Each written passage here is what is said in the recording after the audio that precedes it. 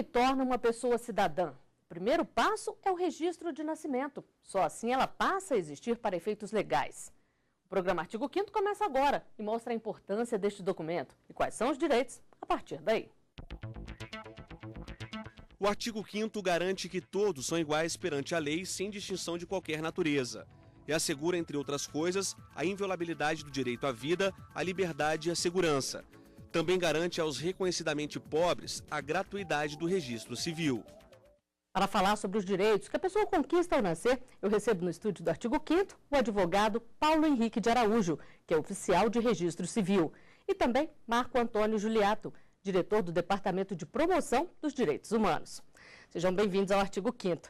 Doutor Marco Antônio, gostaria que o senhor começasse explicando para a gente quais são os direitos que todos nós temos.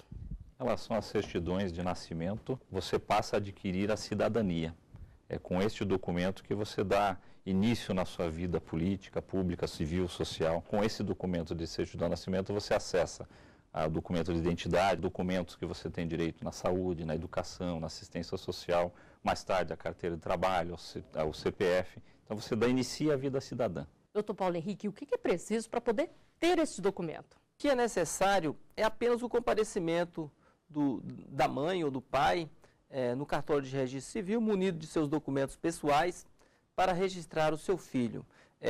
A princípio, logo que a criança nasce, é emitido um documento pela maternidade, um documento amarelinho que sai com os pais da maternidade, chama Declaração de Nascidos Vivos. Munido dessa declaração, os pais, a mãe ou o pai, chegam no cartório de registro civil e registrarão o seu filho, a sua filha, com muita tranquilidade, com muita agilidade. Hoje, inclusive, muitas das maternidades do país já contam com as unidades interligadas dentro das maternidades, o que facilita ainda mais esse procedimento do registro de nascimento da criança. Quer dizer que não é preciso nem sair da maternidade, às vezes. Exatamente. Hoje foi adotado em todo o país, muitos estados ainda estão implementando, mas boa parte já tem, essas chamadas unidades interligadas, onde o cartório já está interligado com ponto de atendimento dentro da maternidade. Feito o registro, a pessoa já sai da maternidade com a certidão de nascimento.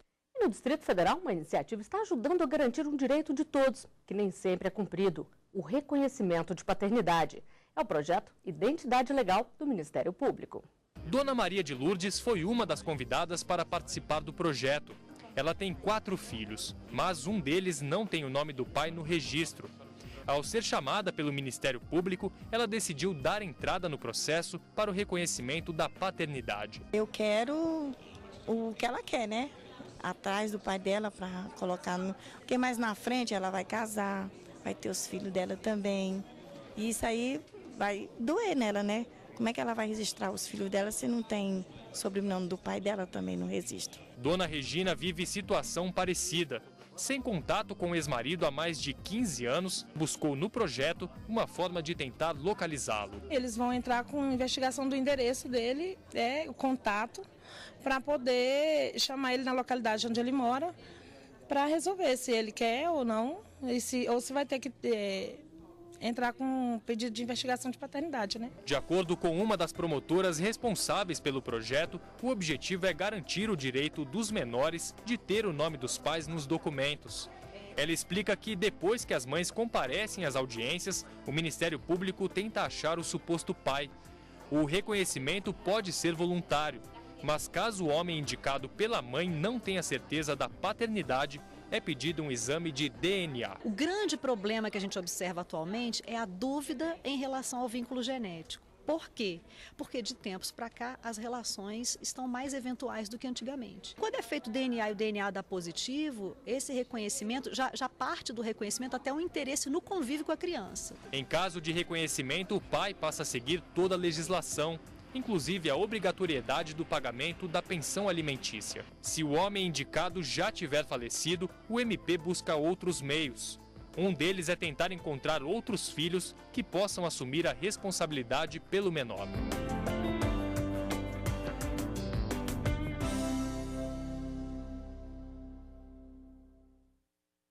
Doutor Marco Antônio, esse é um projeto que tem ajudado muita gente a preencher o que antes era um espaço em branco na certidão? Sem dúvida, existe essa iniciativa não só de alguns estados com as suas corregedorias de justiça específicas, mas também um projeto do próprio CNJ que busca essa ideia do pai presente. o sobrenome do pai presente na certidão do filho, né? Independente desses aspectos legais que a gente trata, a questão da pensão, a questão dos direitos hereditários, sucessórios, esse aspecto civil, jurídico, que é mais abordado pela área jurídica, a gente tem que lembrar que faz uma diferença muito grande você ter o nome do pai na sua certidão. É conhecer esse aspecto da história da sua família, de quem eram os seus avós, o que seu pai fazia, você se comparar ao seu pai naquilo que lhe é semelhante, comparar a mãe também, mas esse aspecto de você ter a ideia do pertencimento, né, aos dois lados da família, afinal você foi gerado pelos dois. Então, isso faz uma falta muito grande na vida da criança. E a própria convivência que acaba muitas vezes acontecendo depois do reconhecimento, como disse a entrevistada. Sem dúvida. Vários pais passam a fazer parte da vida dos filhos e se arrependem do tempo que eles ficaram sem dar esse direito ao filho, sem acompanhar o crescimento dessa criança.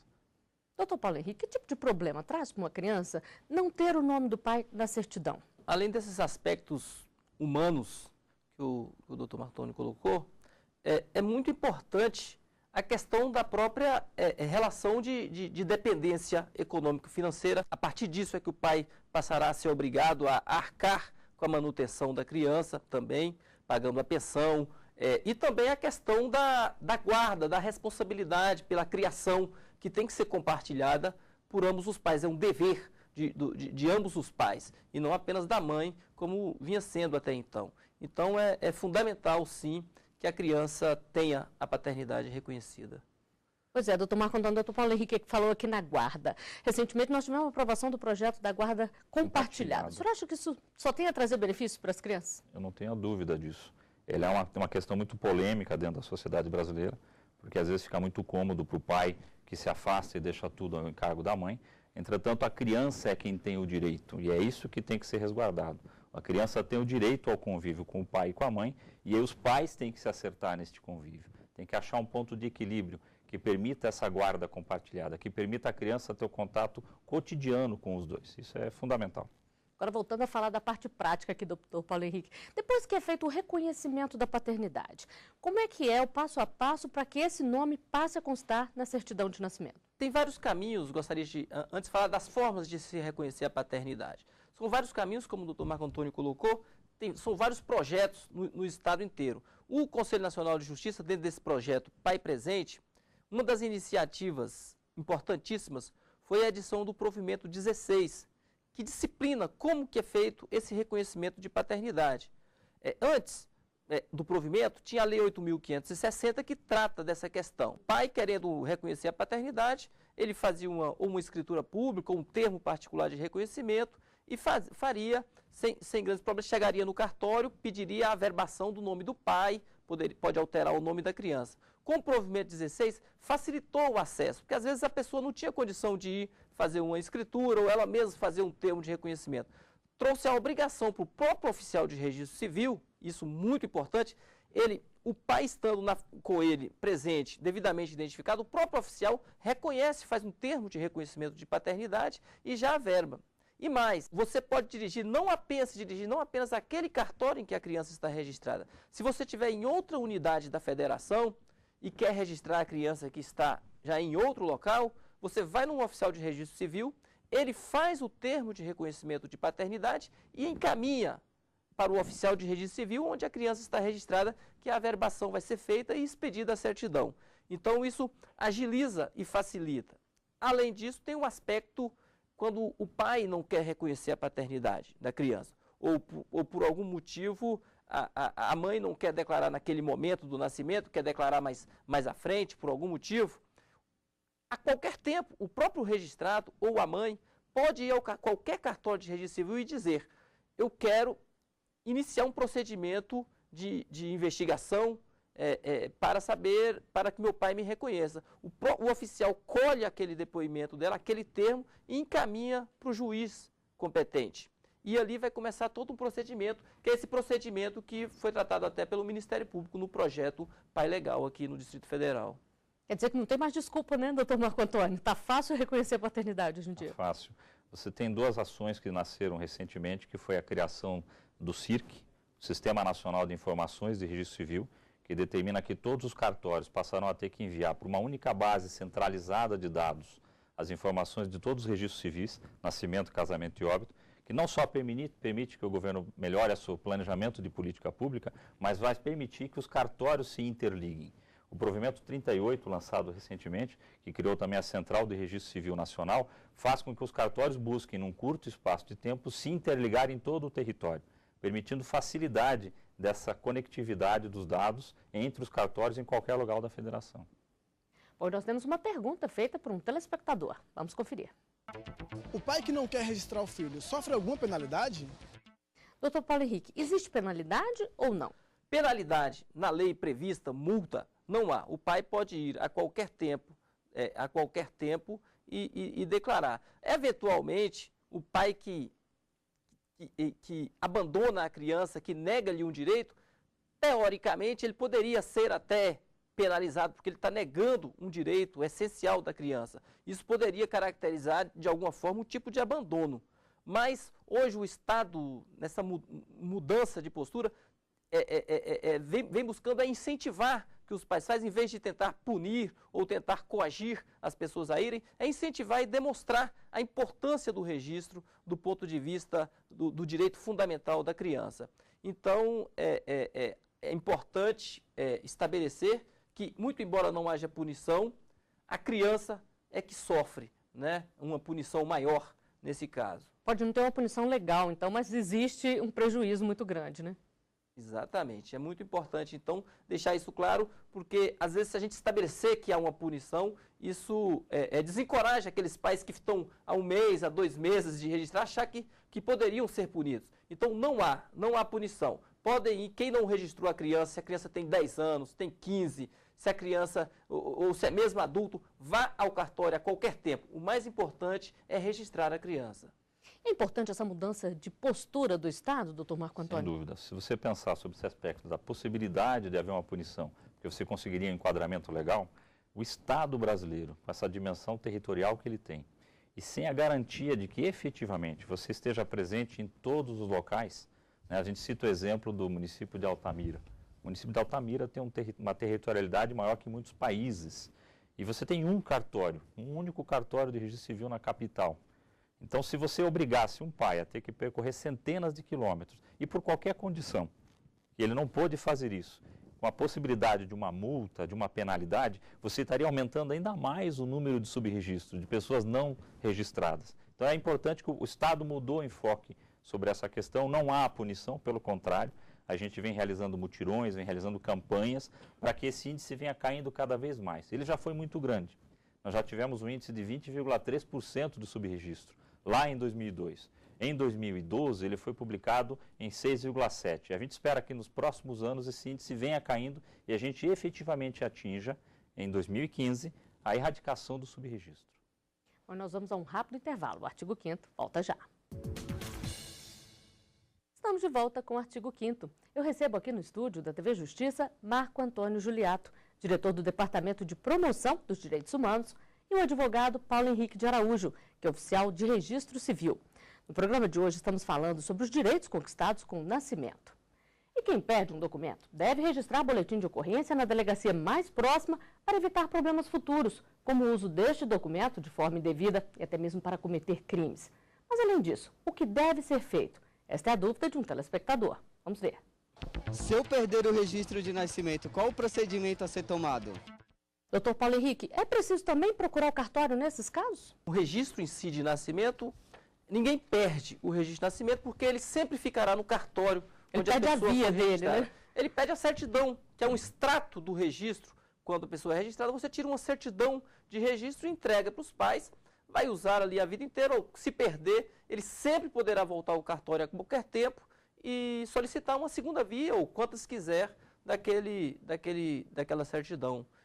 Agora a gente falou aqui da gratuidade da certidão. Essa segunda via aí já é diferente. Ela é gratuita também ou não? Ela tem uma gratuidade para aquelas pessoas que não podem pagar. Então, se a pessoa não tiver condição de arcar com o custo da segunda via, ele terá gratuitamente. Para as demais pessoas, elas serão pagas segundo as tabelas de custos estaduais do Distrito Federal. Vamos conferir a última pergunta feita nas ruas. Eu gostaria de saber se, para tirar o registro de nascimento, é só pela internet ou pode ir ao cartório também? Doutor Paulo Henrique, como é que funciona na prática? a pessoa nunca foi registrada, vai registrar, tem que ir ao cartório ou naquelas unidades interligadas dentro da maternidade, então isso é necessário. Agora, se a pessoa perdeu a certidão dela, precisa de uma certidão para me matricular na escola, para fazer um curso, para fazer um concurso, hoje ela tem que ir ao cartório, mas também pode pedir por telefone, por e-mail, hoje tem vários caminhos. E além disso, foi criada recentemente a Central Nacional de Registro Civil, que uma das ferramentas é a possibilidade de requisitar sua certidão online pela internet. E você poderá recebê-la não apenas em papel, pelo correio, mas você poderá recebê-la eletronicamente, que terá o mesmo efeito, aquele documento eletrônico, de uma certidão em papel. Dentro de pouco tempo, estaremos disponibilizando esse sistema para todo o país, para aqueles cartórios. Isso vai chegando devagar, aqueles cartórios que têm menos recursos, mais distantes, mas a intenção é que dentro de um tempo tenhamos todos os cartórios de registro civil integrados nessa rede nacional. Doutor Marco Antônio, é importante essas facilidades que existem aí, elas ajudam bastante, as pessoas estão procurando mais? É fundamental. A gente caminha no Brasil para a instalação de uma política nacional de identificação. A gente vai integrar futuramente as certidões ao documento de identidade para garantir que não só os dados biográficos que a gente registra nos cartórios e que tem apostos na certidão possam estar interligados aos dados biométricos que a gente coleta para ter uma identidade única, para ter uma identificação unívoca do cidadão. O Brasil caminha para essa questão. Isso é importante não só para incentivar o registro, mas também para evitar fraudes. Para evitar fraudes, para dar segurança ao cidadão. Não pensando só na questão da criminalidade, que de fato há, com o uso indevido dos documentos das pessoas, provocando uma série de crimes, uma série de fraudes, mas para que você tenha a segurança de que você não vai ser confundido com ninguém. Você tem a garantia da unicidade. Você tem apostos no único documento, você vai ter os dados biográficos que você obteve quando nasceu, com os dados biométricos que você obtém à medida que você vai crescendo. Impressão digital, a leitura da íris, a leitura facial. Quer dizer, a modernidade nos obriga a que a gente tenha essa segurança, não só para o Estado, mas principalmente para o cidadão. Doutor Paulo Henrique, falando aqui em fraude, então, o que acontece com uma pessoa que declara informações falsas na hora de registrar uma criança? Existe uma penalidade prevista? Existe. Existem tipos penais previstos para adequar a conduta dessas pessoas como crime. Então, desses tipos é declarar filho alheio como próprio.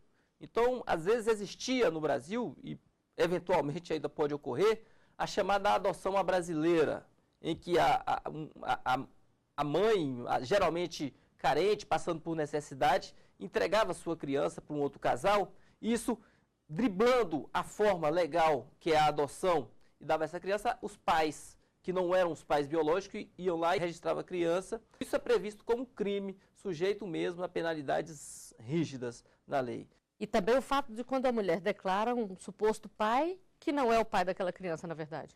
Não, nesse caso não há problema. Quando ela declara o suposto pai, esse nome não é colocado no registro de cara. É apenas para iniciar uma investigação, vai ser feito o DNA. Se ela tiver se enganado e aquele não for o pai, ela não terá qualquer tipo de punição. Não terá qualquer tipo de punição, porque isso desencorajaria a mãe. Ela vai verificar quem é o pai, declarar de novo e vai ser iniciado um novo processo. E nas ruas as pessoas falam sobre a importância do reconhecimento de paternidade e do registro das crianças. Vamos conferir as entrevistas feitas pela equipe do Artigo 5º. É muito importante, ele tem que ter a paternidade, né? Reconhecer a paternidade. O nosso filho vai ter o nosso nome, herdar o nosso nome, isso é muito importante. Toda criança tem que ter um nome, né? Tem que ter identificação a criança desde quando nasce. Isso é por lei, né? Já tem até a lei que quando sai do hospital já tem que sair com certidão de nascimento. Olha, tem suas vantagens, né? Porque a pessoa passa a existir, né? Com certidão, não é isso? Então eu acho muito importante, tem que registrar. Onde ele chegar, ele está ali, né? Tendo um documento para poder ele ser um cidadão, começando já a ser um cidadão, né? Doutor Marco Antônio, as pessoas falam muito no nome, na cidadania. E é realmente o registro que garante isso, né? O fato de você não ter uma certidão, ele deixa muito vulnerável. A criança que não tem certidão, os pais que não providenciam certidão para a criança, acabam colocando essa criança numa situação de risco, porque ela pode ter exploração do trabalho infantil, ela pode ter uma exploração sexual, ela pode ser sequestrada, pode ter aquelas adoções irregulares. Então, o documento Quanto antes for fornecido para a criança, mais segurança dá essa criança. Além daqueles aspectos que eu lhe disse. Quer dizer, ele se sente a sensação de pertencimento. Quer dizer, o pai lhe deu o nome, a mãe lhe deu o nome, e ele tem uma história para ser contada. Ele tem uma história para ser trabalhada na sociedade, na cultura, nos meios onde ele for circular. Mas sem um documento, de fato, a situação fica muito difícil como cidadão. A gente já falou aqui, doutor Paulo Henrique, mas só para a gente deixar bem claro, esse registro pode ser feito a qualquer idade, né? Todos os registros feitos em cartórios, ele tinha um limite no tempo. A partir de uma certa idade, a partir de 12 anos, em certos casos, só poderia ser feito depois de um processo judicial. Às vezes demandava muita prova, às vezes era demorado um procedimento, que a gente sabe que às vezes a justiça com tantas questões para tomar, para decidir, e tomava muito tempo do próprio judiciário com esse tipo de demanda demorada. E em 2008, uma nova lei atribuiu essa missão direto aos cartórios de registro civil, mesmo essas pessoas mais velhas, pessoas de 20, 30, qualquer idade, hoje elas podem ser registradas diretamente no cartório de registro civil. E aí, só para exemplificar essa questão, e que o doutor Marco Antônio colocou muito bem, da importância do registro civil e de como ele aponta para as dificuldades que a pessoa vai passar na vida adulta e durante toda a sua vida pela falta desse documento. Recentemente nós fizemos um registro de uma pessoa maior, já com 22 anos, e que está cumprindo pena. Nunca teve registro e até para gozar, já cumpriu boa parte da pena, não está conseguindo gozar dos benefícios da progressão de regime, porque não tinha até então um registro de nascimento, a certidão. Ou seja, para ser acolhido ao sistema prisional, para ser processado, ele não precisa, mas para gozar de direitos, para gozar de quaisquer dos direitos, ainda que dentro do sistema prisional, ele precisa da identificação e do registro de nascimento. E o registro tardio também está diminuindo, assim como o subregistro, doutor Marco Antônio? Também. Nós temos um dado de 2010, que o IBGE publicou, que nós tínhamos aproximadamente 600 mil pessoas de 0 a 10 anos sem registro civil de nascimento. Não há pesquisa de quantos adultos acima de 10 anos não têm registro. Mas, anualmente, o IBGE publica um indicador de registro tardio. E o indicador de registro tardio vem mostrando que cada vez menos registros tardios são feitos nos cartórios. O que mostra que essas campanhas e esses trabalhos das parcerias do Poder Judiciário, do Poder Público e dos meios de comunicação vem mostrando para a população a importância de fazer o registro civil dos seus filhos e a gente passar a não ter mais o subregistro. Doutor Marco Antônio, o senhor já citou aqui o exemplo de uma comunidade grande como Altamira. Mas e no caso das populações que vivem isoladas, os indígenas, por exemplo, como é que é feito? Temos um trabalho mais forte com as questões dos 5 povos que são mais isolados. Os quilombolas, os indígenas, os ribeirinhos, as populações de fronteira e os ciganos. Essas populações, elas têm um atendimento especial. A gente procura trabalhar campanhas, procura trabalhar mutirões, a gente leva os cartórios oficiais de registro junto com a gente, leva as secretarias das prefeituras junto com a gente, porque, de fato, eles estão muito isolados. É mais fácil você deslocar 2, 3 pessoas do poder público para você poder fazer esse registro do que forçar que toda essa comunidade se desloque.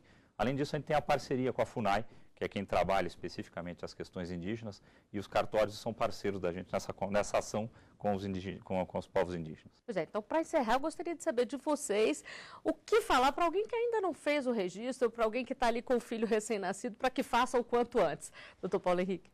Primeiramente, é que vá o quanto antes ao cartório de registro civil e faça o registro. Não tem burocracia, é gratuito, é universal para todas as pessoas, independente da condição econômica e financeira, e principalmente, para os pais em relação aos filhos, é um dos primeiros atos de amor que você pode praticar em relação ao seu filho.